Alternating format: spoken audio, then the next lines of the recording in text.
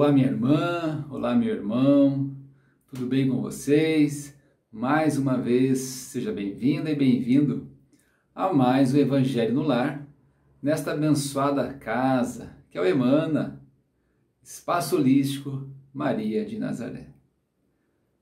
Convido a todas e todos para que a partir de agora possamos nos concentrar, estarmos mais próximos da espiritualidade amiga, os nossos mentores e mentoras, anjos da guarda, a espiritualidade que sempre olha por nós. Que possamos então aquietar um pouquinho a nossa mente. Convido a você, minha irmã, meu irmão, para que possamos fazer um exercício de respiração, de conexão, para iniciarmos, dentro de breve, após a nossa prece de abertura, mais um Evangelho no Lar. Então, se acomode, adote uma postura tranquila, relaxe seu corpo. Isto, muito bem. Feche seus olhos, puxe o ar pelo nariz lentamente e solte o ar pela boca, devagar. Puxe o ar pelo nariz, inspire e solte o ar lentamente. Vamos lá, mais uma vez, puxe o ar pelo nariz, lentamente solte o ar pela boca. A oração é uma conexão, é um exercício de silenciamento. E a respiração, que simboliza a vida entrando pelos nossos pulmões, por meio do ar, do oxigênio. Puxe o ar pelo nariz, solte o ar pela boca. Este exercício nos ajuda a prestar atenção em nós mesmos. E a oração também é esse mesmo processo. Então, respiração e oração estão sempre conectados. Puxe o ar pelo nariz e solte o ar pela boca. Mais uma vez.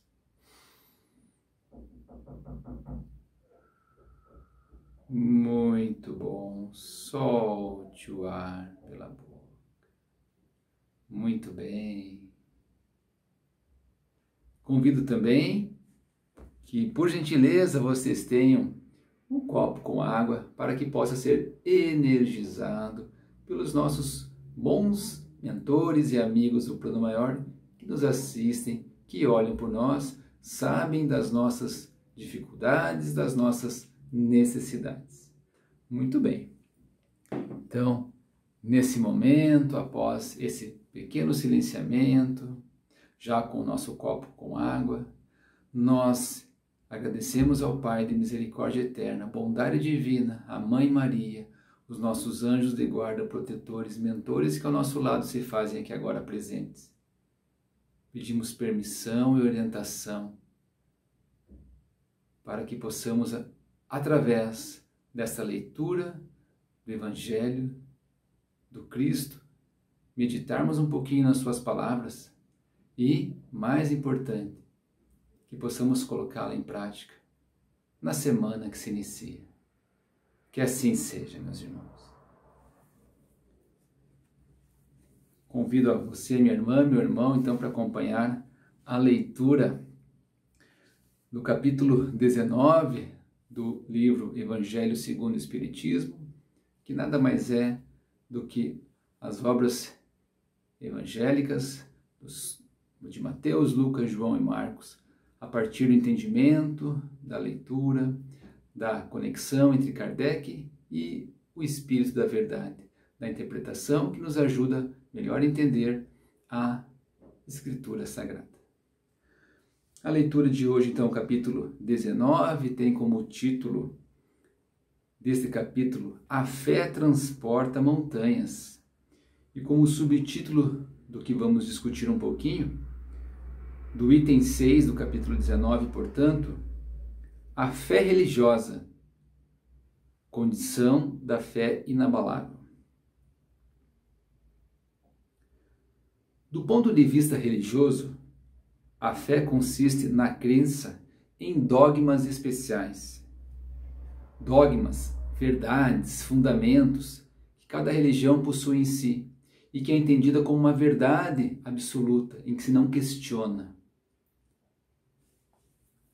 Do ponto de vista religioso, a fé consiste na crença em dogmas especiais, que constituem as diferentes religiões. Cada religião, portanto, tem o seu dogma. Todas elas têm seus artigos de fé. Sob esse aspecto, pode a fé ser raciocinada ou cega. O Espiritismo nos propõe que o exercício da fé seja uma fé raciocinada, sem dogmas, que nós não aceitemos a verdade ou aquilo que nos dizem como verdade absoluta sem questionarmos. Ainda neste item, nesse próprio capítulo, Kardec vai dizer que nós devemos entender que a verdadeira religião enfrenta de frente a razão.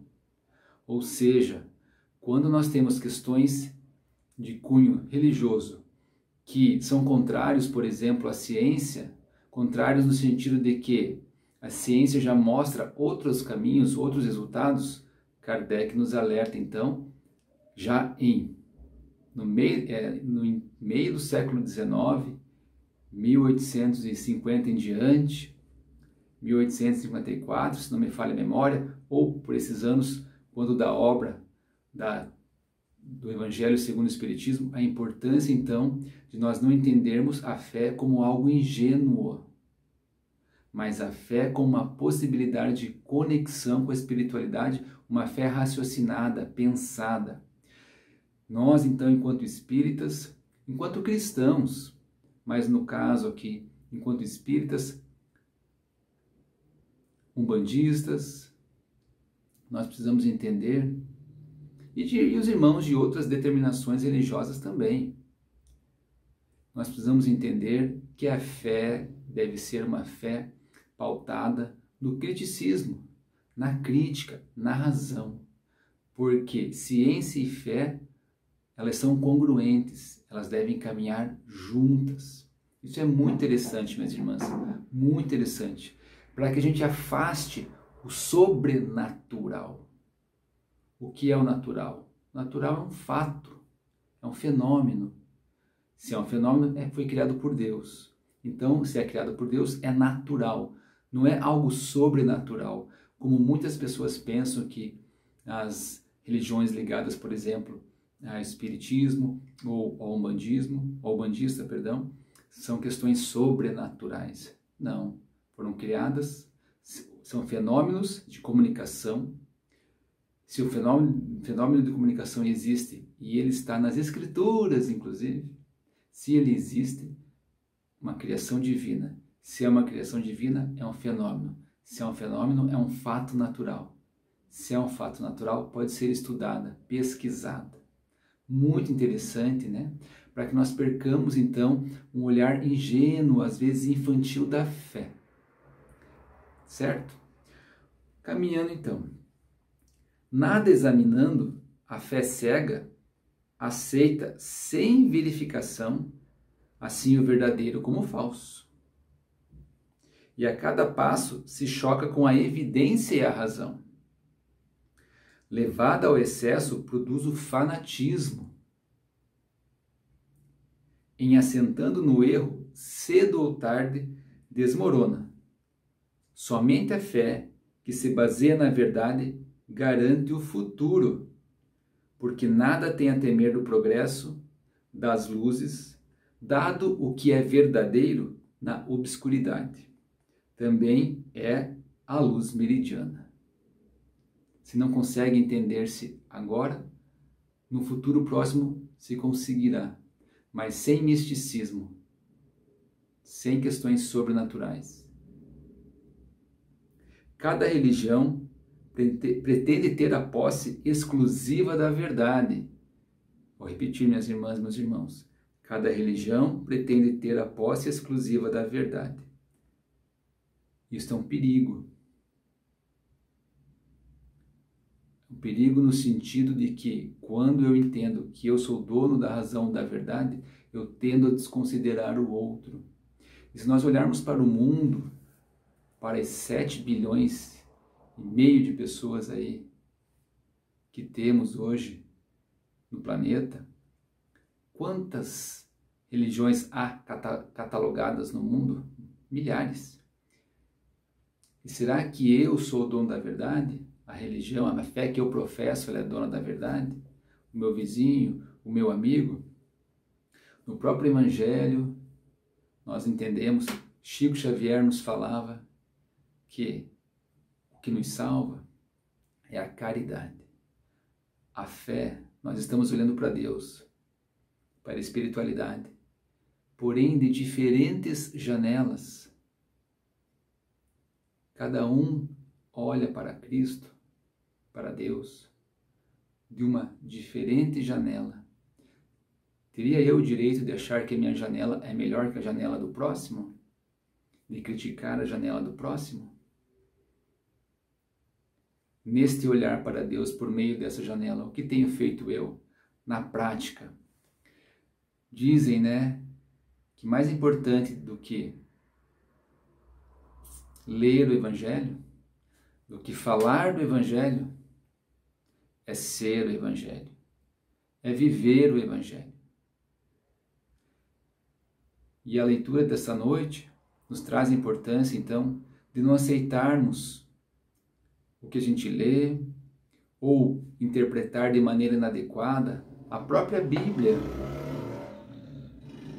pois é um livro histórico. Então precisamos ter um entendimento, ampliar nosso entendimento. Ela foi escrita num determinado contexto cultural, num determinado momento histórico. E quando nós temos a oportunidade de estudá-la, de lê-la, de discutir, e discutir não é brigar, discutir é colocar o seu entendimento, a sua opinião, é sairmos dos dogmas. E isso na prática nos ajuda a saber que nós somos responsáveis pela nossa evolução espiritual. Muitas vezes nós colocamos a culpa das nossas infelicidades em terceiros, em pessoas, em familiares, em amigos, em colegas do trabalho, em espíritos. Somos influenciados? Há influenciação espiritual? Sim, no livro dos Espíritos a gente vai encontrar isso. Mas sempre, ao mesmo tempo, lá também nos alerta que se há uma influenciação, é porque existe uma conexão e eu me permito a tal e eu estou vibrando nesta conexão. Sempre eu serei o responsável. Então nós precisamos entender que por meio da leitura do Evangelho de hoje, um pequeno trecho, gente, mas muito rico, é que nós somos responsáveis pelo nosso desenvolvimento humano. Nós somos responsáveis pelo nosso desenvolvimento espiritual, independente da religião que você professa. E o Espiritismo nos possibilita ampliar esta visão para além das questões místicas, para além das questões sobrenaturais. Muito interessante, não é? E aí nos coloca na posição de responsáveis, de que a nossa fé seja uma fé raciocinada. É uma fé que toca a razão, que toca o coração, mas é uma fé raciocinada. Continuemos um pouquinho mais. Em certas pessoas, a fé parece de algum modo inata. Parece que nasceu com ela.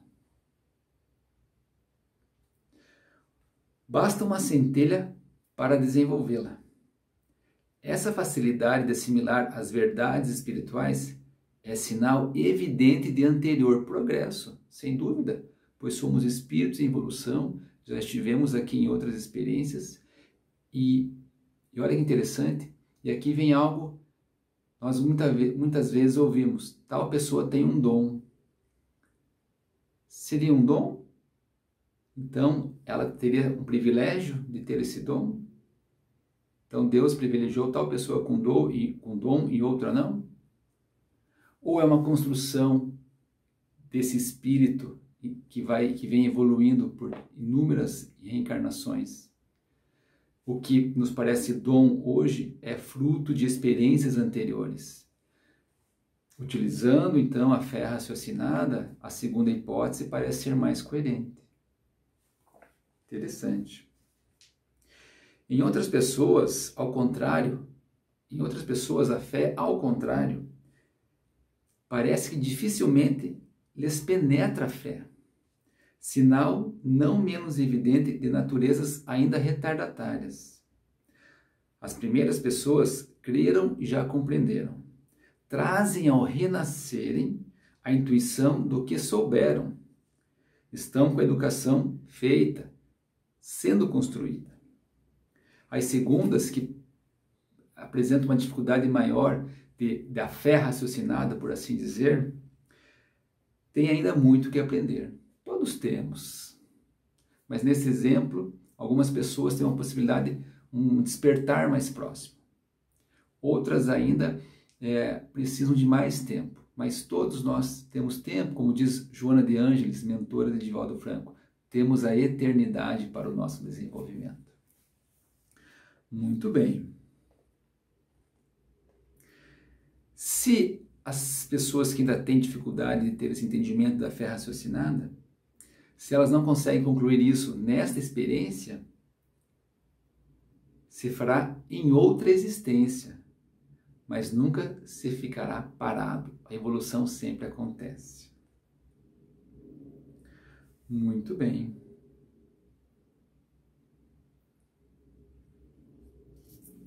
Gente, eu li pouco hoje, porque o Evangelho segundo o Espiritismo, o Evangelho, mas com a interpretação à luz do Espírito da Verdade, os Espíritos que se comunicaram com Kardec, nos trazem um entendimento, um aprofundamento tão grande, já há 1,5 século atrás, da importância da gente não ler apenas por ler. Ler é um prazer, mas ler no sentido de buscar entender, estudar um pouquinho a leitura, o próprio Evangelho. Para que a gente não se torne um repetidor de palavras, para que a gente passe a acreditar menos naquilo que a gente ouve. Quem falou? Tire você as suas conclusões. Leia você material. Há um material tão vasto hoje da doutrina espírita, do Evangelho. Qual é o seu entendimento? Qual é a sua interpretação? Não queremos fazer um proselitismo, que você repita aquilo que o Ricardo falou no vídeo, ou que outro irmão venha se comunicar com você. Inclusive, você tem total direito de discordar de mim. E quando você faz a discordância pautado também na leitura, há uma troca, há um ganho, há uma evolução. Por isso que a fé raciocinada permite esse caminho. Por isso que nós temos que entender que a gente tem que diminuir o dogma. Que não é porque eu estou falando aqui, representando neste momento o Emana, é que eu estou com a razão. Não, eu trago um entendimento, eu trago uma perspectiva. Cabe a você fazer a sua leitura, a sua reflexão, a sua oração, a sua conexão com a espiritualidade. Porque mais importante, minha irmã, de nós divergirmos, termos entendimentos diferentes, o que é muito rico, mais importante do que isso é o bem que eu faço ao outro, o bem que eu faço a outra pessoa. Isso, na essência, é o mais importante, pois pensem, minhas irmãs e meus irmãos, quantas pessoas que ainda têm uma dificuldade em relação ao analfabetismo, mas que são tão sábias, tem sabedoria na sua vida, tem bondade, tem caridade. Então nós precisamos equilibrar a questão intelectual com a moral e tendo como base a caridade. Que a fé raciocinada nos possibilite a nos desenvolver, mas sempre pautadas no respeito ao próximo. Mesmo que a gente divirja de opinião, mas que seja uma divergência pautada no respeito, na compreensão e na caridade. Muito obrigado por estarem aqui comigo, dividindo esse momento de reflexão, de colocarmos em prática a fé raciocinada. Essa é uma das bases da doutrina dos Espíritos. Gratidão. Nesse momento, então, eu convido a você, minha irmã, meu irmão, para que possamos fazer a nossa prece de encerramento. Querida Mãe Maria, Espíritos de luz, os irmãos trabalhadores da Casa do Emmanuel, os coordenadores espirituais dessa casa, que as suas bênçãos, as bênçãos de Deus, por meio dos seus trabalhadores, desencarnados e encarnados, possam chegar a cada pessoa que agora assiste e participa desse Evangelho. O Senhor conhece as necessidades de cada irmã, de cada irmão, os seus pedidos que agora estão nos seus corações. O Senhor sabe, a Mãe Maria sabe, o Cristo Jesus.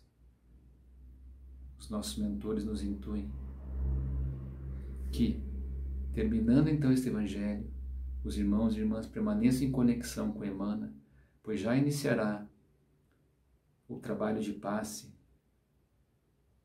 vibrando a cada irmão e irmã que nos assiste nesse momento. Que assim seja. Gratidão, minhas irmãs e meus irmãos. Fiquem bem e até o próximo Evangelho na semana que vem. Paz e bem.